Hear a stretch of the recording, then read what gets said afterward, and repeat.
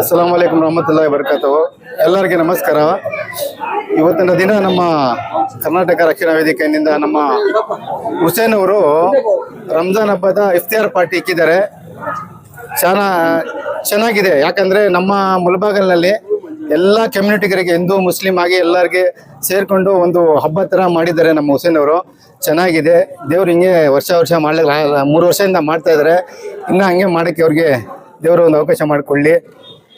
ನಮ್ಮೆಲ್ಲರಿಂದ ಅವ್ರಿಗೆ ಶುಭಾಶಯಗಳು ಕೊಡ್ತಾ ಇದ್ದೀವಿ.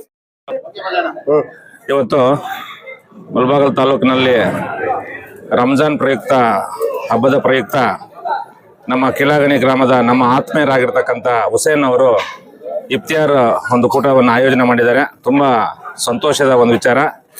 ನಮ್ಮ ಹುಸೇನ್ ರವರು ಯಾವ ರೀತಿ ಇದ್ದಾರೆ ಅನ್ನುವಂಥದ್ದು ತಮ್ಮೆಲ್ಲ ಮಾಧ್ಯಮಗಳು ಗೊತ್ತು. ಅವತ್ತು ಅವರು ಒಬ್ಬ ಮುಸ್ಲಿಂ ಆಗಿದ್ರು ಕೂಡ ಎಲ್ಲ ಧರ್ಮಗಳ ಜೊತೆ ಬಹಳ ಅನೂನ್ಯವಾಗಿರ್ತಕ್ಕಂಥ ಒಂದು ಸಂಬಂಧವನ್ನು ಇಟ್ಕೊಂಡು ಬಹಳ ಒಳ್ಳೆ ರೀತಿಯಾಗಿರ್ತಕ್ಕಂಥ ಒಂದು ಪ್ರೀತಿ ವಿಶ್ವಾಸವನ್ನು ಗಳಿಸಿದ್ದಾರೆ. ಸೊ ಮೊದಲಿಗೆ ಅಲ್ಲ ನಮ್ಮ ಎಲ್ಲ ದೇವರುಗಳು ಆ ಹುಸೇನ್ ಅವರ ಕುಟುಂಬಕ್ಕೆ ಆರೋಗ್ಯ ಐಶ್ವರ್ಯ ಎಲ್ಲ ಕೊಟ್ಟು ಇದೇ ರೀತಿಯಾಗಿರ್ತಕ್ಕಂಥ ಒಂದು ಇಫ್ತಾರ್ ಕೂಟವನ್ನು ಪ್ರತಿ ವರ್ಷ ಬಹಳ ವಿಜೃಂಭಣೆಯಿಂದ ಮಾಡ್ತಕ್ಕಂಥ ಒಂದು ಕಾರ್ಯಕ್ರಮ ಆಗಲಿ ಅಂತಕ್ಕಂಥದ್ದನ್ನ ಆ ದೇವರಲ್ಲಿ ಕೇಳ್ಕೊಳ್ತಾ ಇದ್ದೀನಿ. ಈ ಒಂದು ಕಾರ್ಯಕ್ರಮಕ್ಕೆ ಸಾಮಾನ್ಯ ಸಮಾಜ ಸೇವಕರಾಗಿರ್ತಕ್ಕಂಥ ಸಾಂಬಣ್ಣನವರು ಆಗಮಿಸಬೇಕಾಗಿತ್ತು. ಅವರು ಆಗಮಿಸಲಿಲ್ಲ.